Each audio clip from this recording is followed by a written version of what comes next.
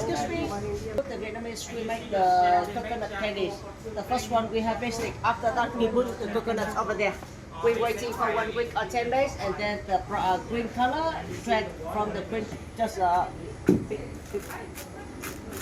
peel the coconut. And now the lady will sit down here, and then take whiting. Forget the small pieces. To take a look. That's in 30 giây. Okay, now I will turn on the machine, right? 1, 2, 3.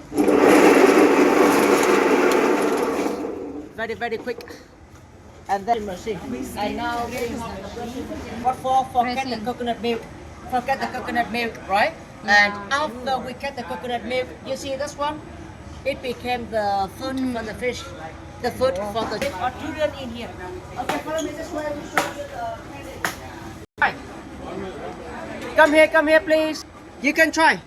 In here, they need the pass, make it color, and then they take from the carefully. The ladies in here, they can grabbing more than 200 packets per day. Outside the candy, it is the rice paper. Because